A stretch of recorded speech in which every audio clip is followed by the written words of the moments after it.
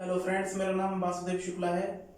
आज chemical reaction and equation का part 3 start करेंगे, तो वीडियो शुरू करते हैं। यहाँ पर थर्ड टाइप ऑफ रिएक्शन है डिस्प्लेसमेंट रिएक्शन।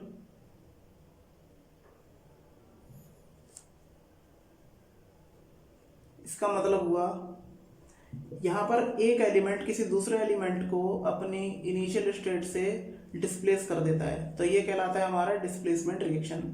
और इसकी एक सिंपल सीधी डेफिनेशन है। इसकी डेफिनेशन है the chemical reaction in which an element displaces another element from its solution. तो जैसे मैंने बताया, बिल्कुल ये वही डेफिनेशन लिखी है। तो यहाँ पर एक इसका एग्जांपल है आयरन, ये ज़्यादा रिएक्टिव है, और कॉपर सल्फेट।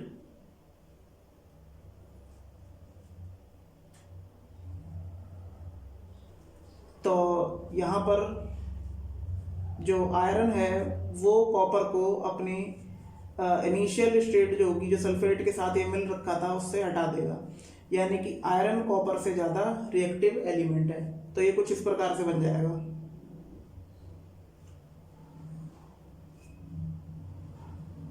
तो यहाँ पर ये एक ऐसी सिचुएशन फॉर्म हो गई है कि यहाँ पर कॉपर की जगह आयरन आ गया है।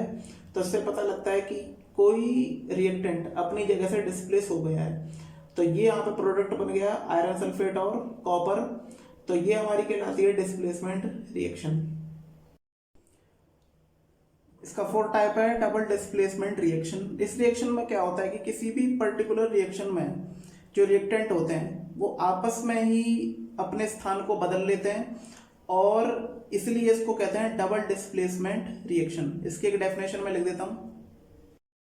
इसकी डेफिनेशन है the reaction in which two different atom और group of atom are mutually exchange. यानी कि वो आपस में ही किसी भी रिएक्शन में अपने स्थान को बदल लेते हैं। तो यहां पर इसका एग्जांपल लिख देता हूं मैं।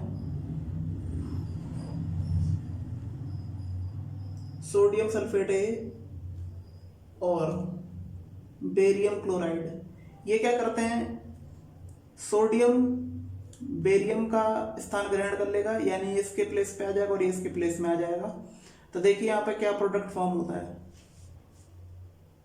यहाँ पे हमें प्राप्त होता है बेरियम सल्फेट और सोडियम क्लोराइड। यानी कि देखिए यहाँ पर बेरियम की जगह सोडियम आ गया, और जहाँ पे सल्फेट के साथ सोडियम था वहाँ बेरियम आ गया। तो इसका मतलब हुआ कि ये डबल डिस्प्लेस हो गए हैं आपस में ही। तो इसलिए इसको हम बोलते हैं डबल डिस्प्लेसमेंट रिएक्शन। हमने जितनी भी टाइप्स ऑफ रिएक्शन पढ़ी है उसका काम किस में आएगा और क्वेश्चन इसमें कैसे आ सकता है जो पेपर में आते हैं। तो उसके लिए मैंने यहाँ पे कुछ 4 क्वेश्चन लिए हैं। तो आपको ये खुद डिसाइड करना होगा कि ये कौन से टाइप्स की रिएक्शन है। तो यहाँ पर है 2KBr यानी पोटेशियम ब्रोमाइड और बेरियम आयोडाइड। ये क्या बनाते हैं, पोटेशियम आयोडाइड और बेरियम ब्रोमाइड। तो इसका मतलब हुआ कि जैसे मैंने बताया भी था कि ये आपस में एक्सचेंज हो रहे हैं। यहाँ पर देखिएगा प्रोडक्ट साइड में यानी कि RHS साइड में आयोडीन के बगल में पोटेशियम है, और यहाँ आयोडीन के बगल में बेरियम है। तो इसका मतलब क्या हुआ कि जहाँ बेरियम था वहाँ पोटेशियम आ गया, और जहाँ पोटेशियम था वहाँ बेरियम आ गया। इसका मतलब हुआ ये डबल डिस्प्लेसमेंट रिएक्शन है। तो यहाँ पे लिख देता हूं मैं डबल डिस्प्लेसमेंट रिएक्शन। नेक्स्ट है आपका जिंक कार्बोनेट, और यह टूट जाता है 2 प्रोडक्ट में, यानी इसे हीट देते हैं, जिंक ऑक्साइड और कार्बन डाइऑक्साइड। तो यहाँ पे टाइप ऑफ रिएक्शन बतानी है। अगर आपको लग रहा होगा कि ये डिकम्पोजिशन रिएक्शन है तो बिल्कुल आप सही हैं, क्योंकि यहाँ पर एक रिएक्टेंट 2 प्रोडक्ट में टूट गया है। तो यहाँ पे होगा डिकम्पोजिशन रिएक्शन।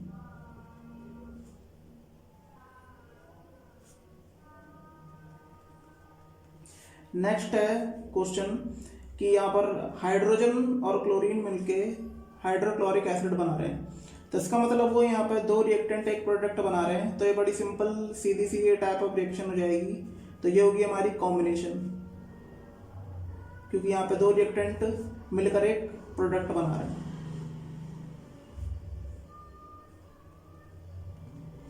और यहाँ पर जो लास्ट क्वेश्चन में दे रखा है कौन सी रिएक्शन होगी, कौन सी टाइप की रिएक्शन होगी। देखिए मैग्नीशियम और यहाँ पे हाइड्रोक्लोरिक एसिड है, यहाँ पे मैग्नीशियम क्लोराइड और हाइड्रोजन फॉर्म हो रहा है। तो इसका मतलब है कि हाइड्रोजन, मैग्नीशियम ने हाइड्रोजन को अपनी जगह से डिस्प्लेस कर दिया और वो उसकी जगह आ गया, यानी कि मैग्नीशियम क्लोराइड। तो आपको लग रहा होगा क्या ये डबल डिस्प्लेसमेंट है? बिल्कुल नहीं, यहाँ पर इसलिए नहीं है क्योंकि यहाँ पर मैग्नीशियम के साथ कोई भी एलिमेंट नहीं है। यहाँ पर ये सिंगल एलिमेंट है और ये हाइड्रोजन को अपनी इनिशियल स्टेट से हटा रहा है, यानी इससे ज़्यादा रिएक्टिव है। और इसको अपनी जगह से हटाने के बाद मैग्नीशियम क्लोराइड यहाँ पे बनता है और हाइड्रोजन। तो इसका मतलब हुआ यह है डिस्प्लेसमेंट रिएक्शन।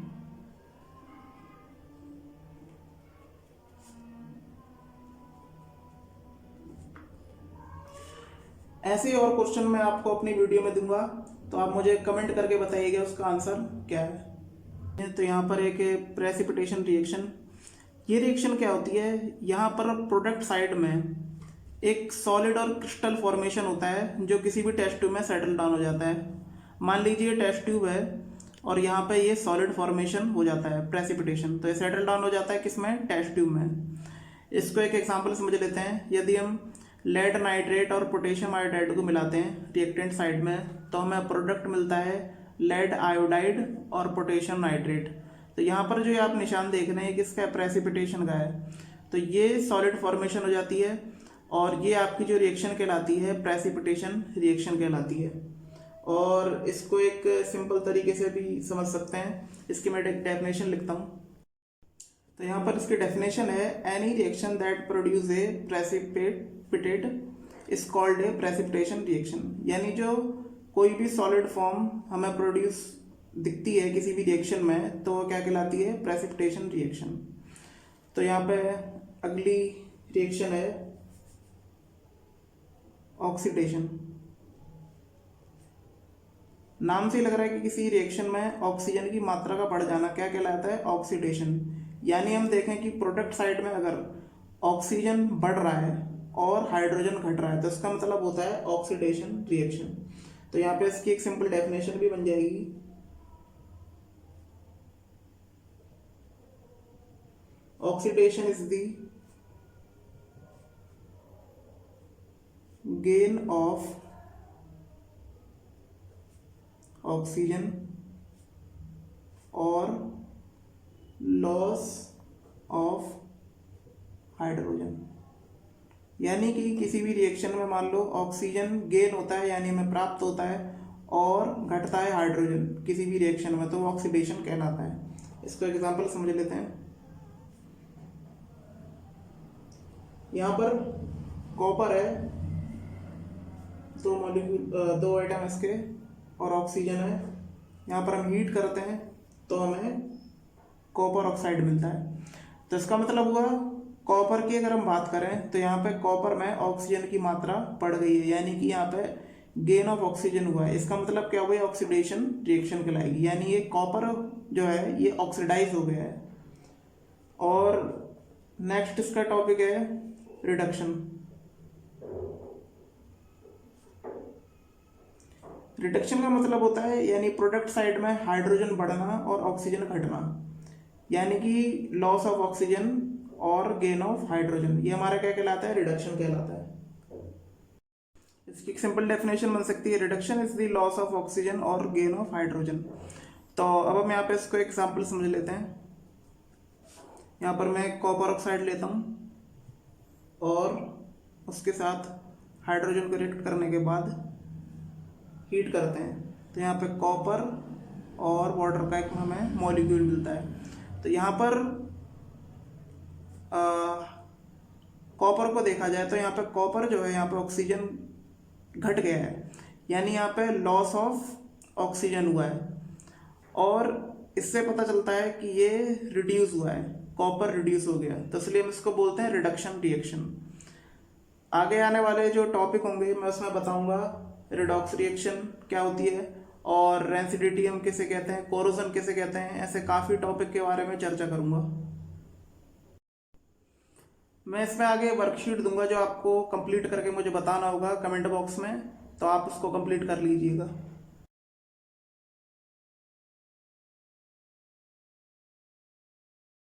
तो कैसा लगा आपको इस चैप्टर का पार्ट 3 आप कमेंट करके बताइएगा। अगर आपको वीडियो अच्छी लगी हो तो प्लीज़ लाइक शेयर और कमेंट में करिए। धन्यवाद।